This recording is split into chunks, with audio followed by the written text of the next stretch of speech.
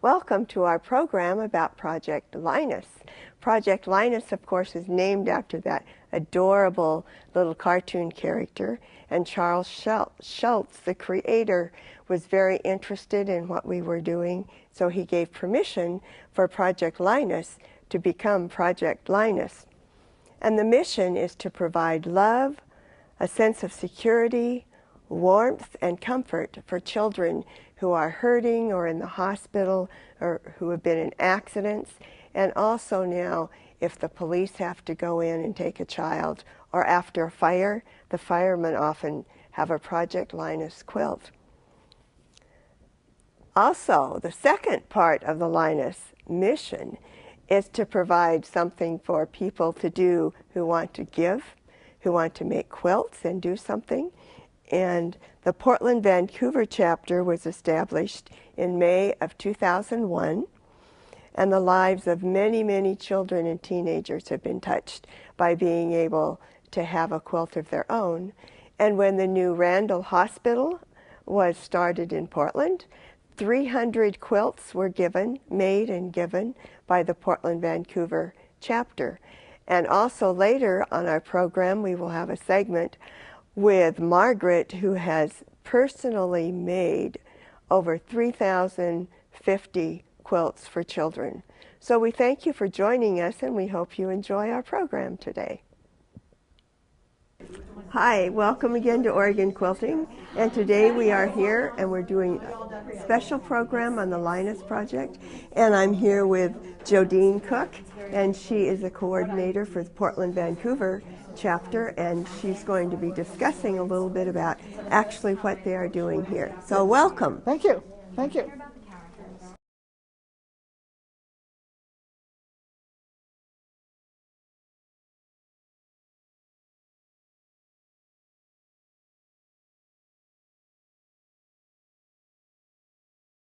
This is the monthly meeting of the Portland, Vancouver chapter of Project Linus.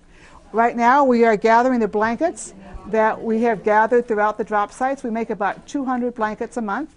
We take this cute little blanket here, we size it, we put a poem card on it, and on the back we put down who made it, and then we put baby, child, or teen. And that's what this table here is doing, number one. This is a group of women who went to the ocean last weekend, sold blankets for Project Linus, and they're bringing them in to us. Yay! Duffel bags for the Okay, duffel bags, let's put them over there by the irons or by Peggy, and we'll do those later, okay? Okay. Okay, right here at this table. And you can tell names or what you, okay. Isn't that cool? so faster.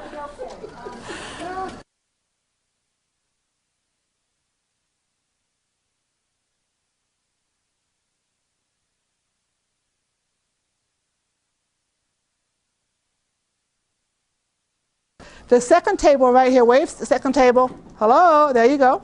They're going to sew a label for Project Linus on it. Okay, and every blanket that comes out of here gets a Project Linus label.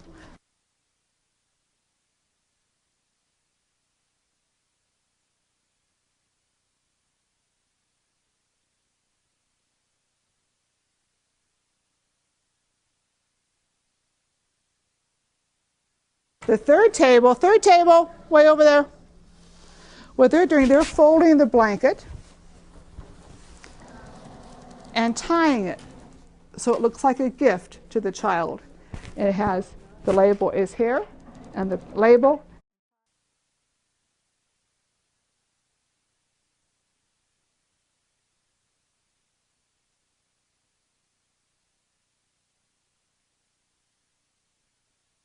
And the last table, Julie's way over there in the corner. She is bagging the 10 blankets to bag baby, child, and teen.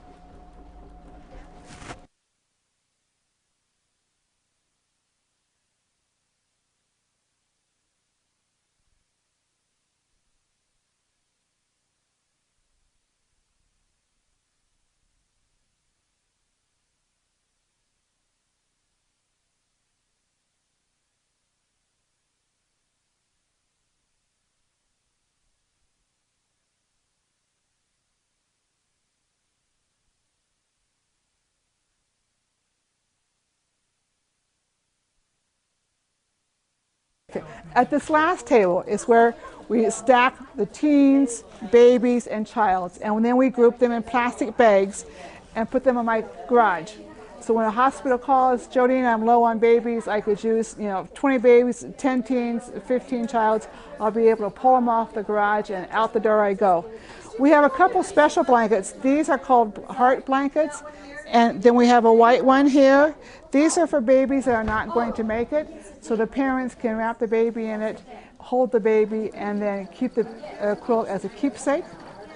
And then over here is all the quilts that we've made so far this month.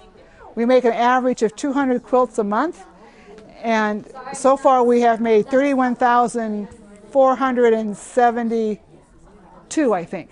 Jodine, how full is your garage all the time? Do you get rid of these 250 a month? What I have to tell you, when I took over being coordinator 4 years ago, my husband said, I love you, I support you, go for it. I just want my cars in the garage. And we have 2 cars, and right now only one of them's in the garage because the other one has blankets piled up ready to be delivered. So you usually get rid of most of the quilts. Yes, I have every probably month, right? about 300 blankets on the shelf ready to go at all times. So we have 200 here. I'm making deliveries to Dornbecker, Salmon Creek, Legacy Manual next week, and so that will keep my numbers down. Yeah, so no, there was a year that you really couldn't put your cars in the garage, and what happened then? Back, is it 3 years ago, 4 years ago, Disney had a Disney Get a Day, Give a Day. And if you made blankets for Project Linus, you got a free ticket into Disneyland. We must have had over 2,200 blankets come in. Yes. 500 a month. I did not sleep from March till April. We had extra meetings. We had to vacuum the floor with a pile of fleece coming in. Fleece up our noses. And as not luck would have it, but as circumstance would have it, that was when Haiti earthquake hit. So we were able to send 500 blankets overnight to Haiti and to Florida for and the refugees, Katrina, right? Yeah, we had kids coming from Haiti. Recently, when the Japan earthquake hit last year, we sent about 300 blankets to the U.S. military children that were coming in and still there. Mm-hmm. We've sent blankets to Columbine. We sent blankets to Joplin, Missouri when they had their tornado. The chapter coordinator was about 2 blocks from the path of the tornado, literally, and she had huge damage in her yard, but not one blanket was hurt. And so she asked for 3,000 blankets, and within days, the 300 and some chapters in the country sent blankets to her. Now, luckily, we've had volunteers come up to pay for the shipping. Yes, so that hasn't had to come out of we have private companies. Yeah. So I do have a fund that comes from national headquarters that people donate to me. It goes to national headquarters, and then I can use that money. And so we have the Orion Medical Supply pays for our shipping every place I need it to go. Otherwise, it cost me about $1,100 to get the quilts from here to Joplin, but he paid for it for himself. So tell me about the military donations that we make. Oh, I'll cry if we do that. we have special quilts that we make. One is red, white, and blue quilts, and we save those for children of fallen soldiers. We have a national chapter coordinator back east who checks the list each week of who's been killed, and then finds out whether or not they have children or younger brothers and sisters, and then contacts the local chapter and asks them to give blankets to the funeral homes or the families, and we do that as much as we can. And what about isn't there something at Christmas, a snowball? There's a Snowball Express that we do. We give, last year we sent 100 blankets to them, and they're the children, the surviving spouse, and the children of the fallen soldiers come together for a weekend, and each child gets a blanket. So we have 1,200 blankets that have come from around the country. And locally here, though, Jan, come over here. Can you tell us about Camp Rosenbaum? Oh, yes. Tell us about, come stand next to me. Okay. Okay, tell us about Camp Rosenbaum. Last year we were asked if we would donate some quilts to Camp Rosenbaum for children that are disadvantaged. They're between the ages of 8 and 12. And so we are again being asked. The kids go down there for a week, and they don't know who anybody is. There's policemen, firemen, all kinds of people, and the children are so surprised the last day that they've made friends with a police officer that didn't think they would ever like a police officer, and found that they do. And these kids were thrilled beyond words to get the blankets that they got. And you know, sometimes they don't have an extra blanket at home. Mm-hmm. Because so this was good. During the week, the counselors are just men and women. Men and women. And so they don't know who they are until the last day when they show up with their dress uniforms. And then they say, oh my heavens, I actually been talking. But I like you. Yeah. And you're Yes. a policeman you're or a police a fireman officer. or whatever. A National Guard or something. Now, there's another thing we donate too, is that's the foster kids that graduate. You want Yes. to tell me about that?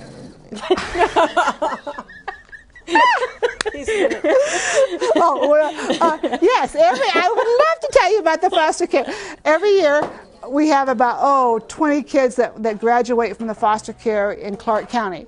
And so we save the big ones, the big quilts that we get, and we give those to kids to say, you know, as they start their adult life out of foster care, we give them quilts. Every year, the last 3 years, we've made little tiny baby quilts, about 30 by 30, they're with a Christmas theme, and we take them to Dornbecker's neonatal critical care unit, and then Santa gives them the little quilts for their parents as their first Christmas. I'm here with Margaret, and she makes quilts for Linus Project. And how many quilts have you made? Since 2000, the year 2000, I'm over 3,000, about 45 or somewhere in that area. Over 3,000 quilts she's made for Linus. And you want to tell us about this one? Well, it's just something I picked up. It's called a ladder quilt, because all the things are going up, and but it uses up an awful lot of scraps. A lot of scraps. Yeah. Yes, and I recognize some of the fabrics. Well, some comes from Linus, some comes from Scrub Med, and others come from garage sales or wherever I can find material. And Linus quilters are always open for scraps from anybody who would like to donate them. Oh, yes.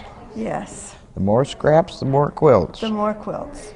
And Linus is a very special project, and Oregon has, I know, one chapter, and so does Vancouver, Washington. So Yeah. Yeah. Well, the kids can't help it. They got problems. When you give a child a quilt, and it's like giving them a new life. It's something It's theirs. It's theirs. It's bright, and nobody takes it away from them. Yes. They go give them to the kids in the hospital or anywhere they've had some kind of a bad experience that really shakes them up. And this is one way of helping somebody and doing what you like at the same time, which is stingy, but Well, I'm having fun. and they appreciate it. And we thank you for coming and Oh. sharing with us today. Well, every once in a while I get a card from the child that, the last one I got, the child was in the hospital, said she wasn't feeling good, and then she got this beautiful quilt, and she felt better already. Well, wonderful. And that, it just makes your day. You've touched over 3,000 children. Well, yes, Yes, you have. it's a heck of a lot of kids. Yes. Are we through now? Yeah, so thank you. Thank you for sharing and bringing your quilt Well, today. you're more than welcome. Is a strip of fabric, okay?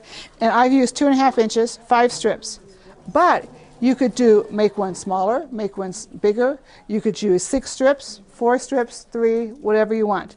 The trick is to iron this and then to measure. And that's how big you make your square.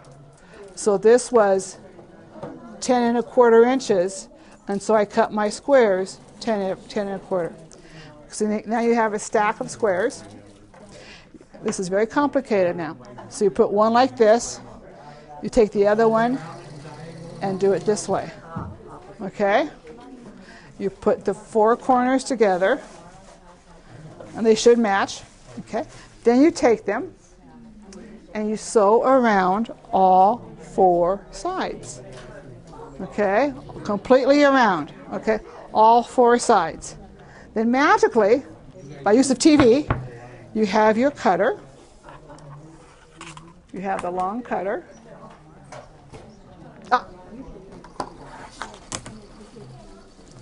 And then you cut from corner to corner. And you lift it up without moving it and cut again. Without cutting the... Okay. Then you open this up and you get 4 squares. Isn't that fun? And then you can see where it naturally wants to lay down flat like that to iron. Okay? So then you come over here and you can decide how you want to do it. You can put these cute little squares. Let's get some that are different, like that and like that together. So you have a little square, a pattern within a pattern. Or you can, if you don't want, here you have to match seams. Okay, I'm not much of a seam matcher, so I want to do it different directions. Okay, and it looks like that. Or you can take it apart and put sashing in it. Put a bright green one or something in the middle and do sashing. Yeah, and then you won't have to worry about seams at all. Now this one is the same pattern, but take a look at what she did. Okay, so she put in the middle here is either the red or the orange or the green in her swatches. Then when she cut them up, you can make X's. So here's a blue one and a green one. Now this little one, it's much smaller, but it's got different widths of the strips. So you can use scraps. You do not have to use the entire 42 inches. Maybe you only have 20 inches. You can make them and slice them up and have totally scrap fabric. So you're going on the grain of the width. Yeah. So whatever your stripe is, this is how you cut the squares. Like this one, where'd it go? This one is much smaller. And so you start off with 10.5 inches and you end up getting a much smaller square. Okay? Okay, there you go. Ta-da! Thank you have chocolate. Oh, you're welcome. Come back at any time.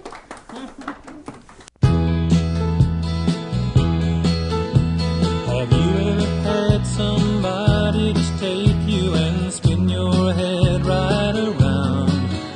Do you know how it feels when a kind-hearted soul kind of lifts you up when you're down? Well, it's true that everybody is different, yet still we're alike in some ways. And when you take time to make someone else happy, do you notice the look on their face when you do something beautiful? Do something beautiful now. When you find somebody in need, just make their life better somehow. Do something beautiful. Do a small kindness and see the light that shines in someone's eyes when your love sets them free.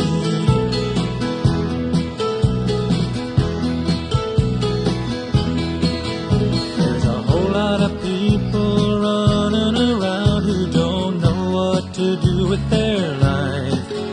Well, I know this world can be kind of confusing, bad news and political strife. But there's one way we can get it together, and all it will cost is some time. Just recall how it feels when when someone does it for you and then do it for them the next time. Oh yes, do something beautiful, do something beautiful now. When you find somebody in need, just make their life better somehow. Do something beautiful, do a small kindness and see the light that shines in someone's eyes when your love sets them free. The light that shines